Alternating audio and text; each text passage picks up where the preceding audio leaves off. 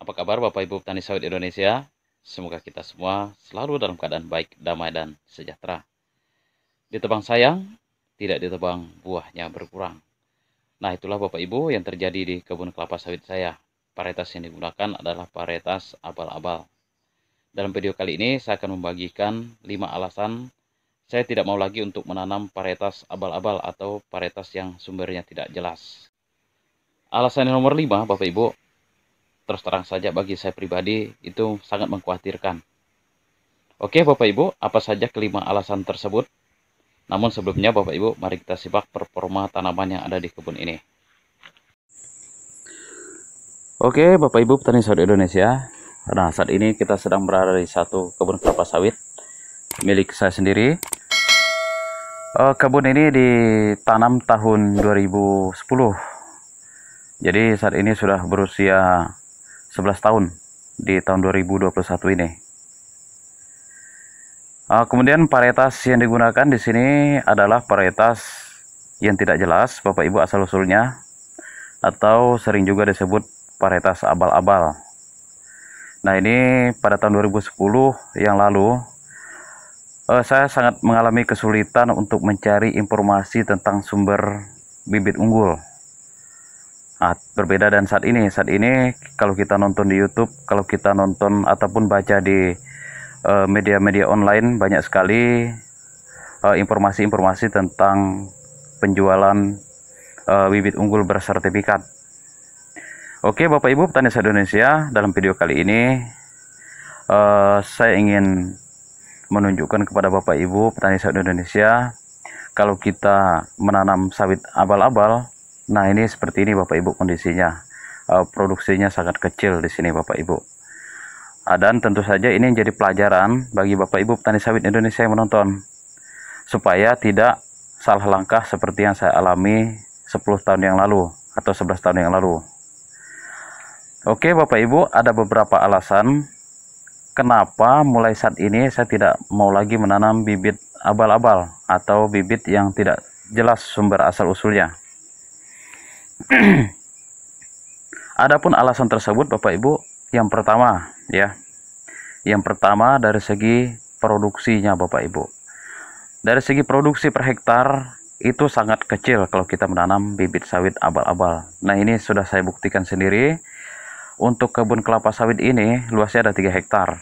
Nah, jadi per hektarnya setiap bulan paling-paling saya hanya bisa dapat tonase per hektar 1,2 sampai 1,3 ton per hektar saja. Nah, tentu saja berbeda dengan sawit yang sudah saya tanam juga menggunakan varietas unggul di kebun yang lain Bapak Ibu. Tahun 2015 saya tanam, saat ini sudah berusia 6 tahun. 1 bulan sudah bisa mencapai 2 ton per hektar. Nah, padahal umurnya lebih muda daripada sawit yang ada di kebun ini Bapak Ibu. Nah, itu alasan pertama, karena potensi produksinya sangat kecil kalau kita menanam bibit kelapa sawit abal-abal ini. Yang kedua, pokok produktifnya sedikit Bapak Ibu. Dari 100 pokok yang kita tanam, sekitar 15% itu tidak berbuah Bapak Ibu, yang saya alami di sini. Nah, Bapak Ibu bisa melihat itu ada pokok kelapa sawit yang digunduli, karena memang dari awal tanam dia tidak berbuah. Ada buahnya tapi keluarnya buah buah cengkeh orang bilang ya, jadi buah yang tidak normal. Nah, jadi dari 100 pokok yang kita tanam, sekitar 15 pokok itu tidak mengeluarkan buah yang normal. Artinya sekitar 15% Bapak Ibu. Dari total pokok yang kita tanam itu buahnya tidak normal atau abnormal. Nah, itu alasan yang kedua Bapak Ibu. Kenapa saya tidak mau lagi menanam bibit kelapa sawit yang tidak jelas asal-usulnya. Yang ketiga, Bapak Ibu bisa melihat bahwa tinggi rendah pokok kelapa sawit yang ada di kebun ini sangat bervariasi. Ada yang sudah tinggi sekali, ada yang masih rendah. Sehingga pada awal-awalnya dulu Bapak Ibu, pada usia 5 tahun, 8 tahunan, saat kita menggunakan dodos, ternyata ada beberapa pokok yang sudah harus menggunakan egrek, karena tangkai dodos tidak sampai lagi. Tentu saja ini sangat merepotkan Bapak Ibu. Jadi setiap kali panen pada waktu itu kita harus menggunakan 2 alat. Kalau sudah tinggi seperti ini ya kita bisa menggunakan egrek semua di sini Bapak Ibu. Itu alasan yang ketiga kenapa saya tidak mau lagi untuk menanam bibit abal-abal ini. Kemudian yang keempat Bapak Ibu, ternyata dari buah yang dihasilkan dari kebun ini rata-rata berbuah batu Bapak Ibu. Berbuah batu itu adalah berbuah dura di mana cangkangnya tebal. Jadi tentu saja ini sangat merugikan ketika kita memanen ya. Ketika kita memanen, alat panen kita berupa dodos atau egrek sering kali mengalami kerusakan bagian matanya karena menghantam bagian keras di cangkang tersebut.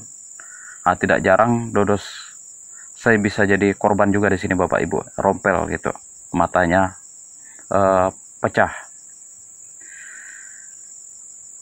Itu Bapak Ibu alasan yang keempat ya, karena memang buah yang dihasilkan rata-rata adalah buah dura atau buah batu. Alasan yang kelima Bapak Ibu, dan ini sebenarnya semoga tidak terjadi.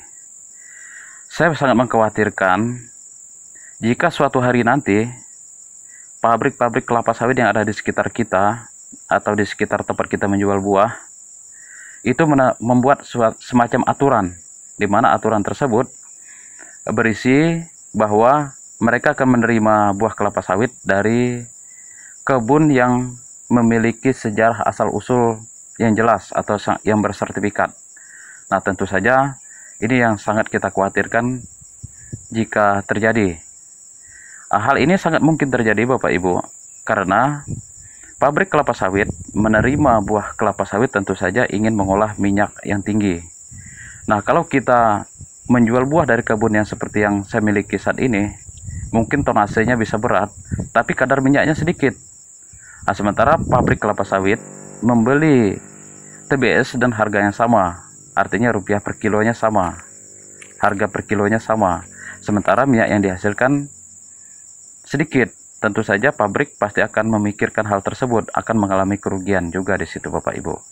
Namun sekali lagi, semoga hal ini jangan sampai terjadi Bapak Ibu untuk kita semua. Nah, jadi itulah 5 alasan kenapa saya tidak mau lagi untuk menanam bibit abal-abal atau bibit yang tidak jelas asal-usulnya. Karena hal ini sudah saya alami sejak 10 tahun yang lalu. Dan terbukti memang ketika kita menanam sawit yang abal-abal seperti ini, produksinya tidak bisa kita harapkan.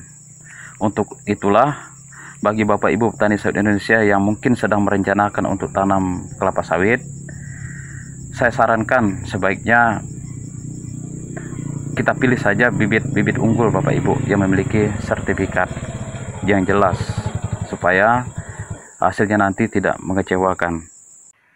Oke, terima kasih telah menyaksikan video ini. Semoga video kali ini bisa memberikan informasi yang berguna bagi Bapak Ibu petani sawit Indonesia. Terima kasih.